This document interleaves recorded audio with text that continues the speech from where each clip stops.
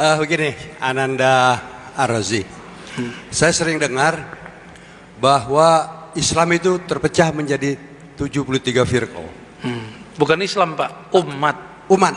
Islam mah satu. Satu. Inna dina indallahil Islam. Islam satu, nggak pernah terpecah. Umat terpecah 73. Gitu firqah. baru benar. Satu yang benar. Sampai hari ini saya berpikir sendiri, mana yang benar nih? Semua ngaku benar. Walaupun ada hadis taraktum fikum amraini ma antadilu bihi ma abadan. Kitab Allah wa sunnati. Tapi rasanya belum puas Pak Ustadz. Akhirnya saya membuat kesimpulan sendiri, pendapat sendiri bahwa yang benar itu awaludin marifatullah. Man arafa nafsahu faqad arafa rabbahu. Nah, inilah aku pikir yang benar Pak Ustadz. Mohon respon. Siapa namanya Bapak? Bapak siapa namanya? Oh, Pak Ustadz tahu, Muhammad Johnson. Itu Ya. artis itu ya. Iya, iya, Dia artis. terkenal sendiri tuh. Muhammad Johnson. Ya, saya garis bawahi Islam cuma satu. Umat Islam yang berpecah-pecah. Terus kita sedih, ya sedih. Tapi itulah kehendak Allah. Dan Allah sendiri mengatakan ada 3 ayat minimal di Quran.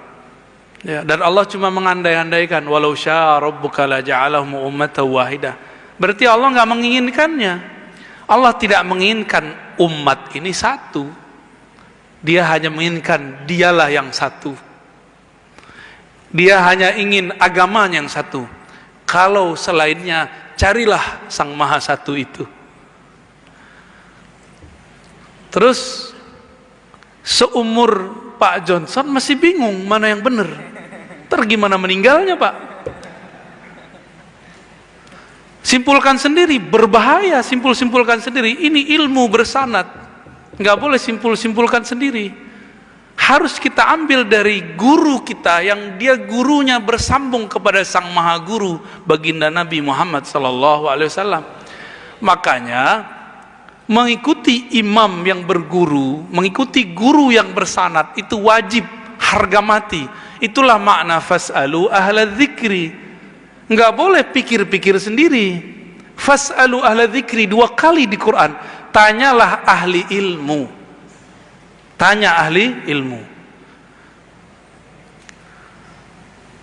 Makanya kita perlu belajar sejarah untuk mengetahui akidah kita ini benar atau tidak. Makanya saya sering menukil kembali kisah Syekh Abdul Somad Palembani. Beliau puluhan tahun di Madinah, akidahnya Asy'ariyah.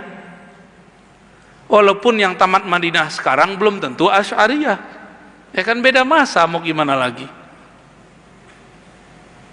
Dituduhlah kita menghujat orang tamat Madinah. Ya enggak.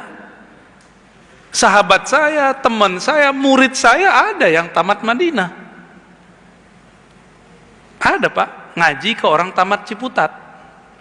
Karena dia sadar ilmu itu tidak di mana-mana. Ilmu itu ada pada orang bersanad. Mau dia di Madinah, mau dia di Palembang, mau dia di Ciputat, mau dia di pelosok lahat. Kalau dia punya ilmu dan bersanad kepada Rasulullah, maka dialah madrasatul ilm. Dialah pusat keilmuan. Jadi pusat ilmu itu bukan tempat bangunan yang bagus.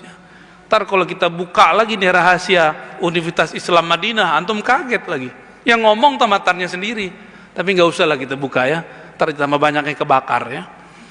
Ntar banyak yang suuzon sama kita nanti. Kita nggak ada benci sama siapa-siapa. Cuma dari tahun kapan mereka menghembuskan bahwa tamatan UIN IAIN itu liberal, benar nggak?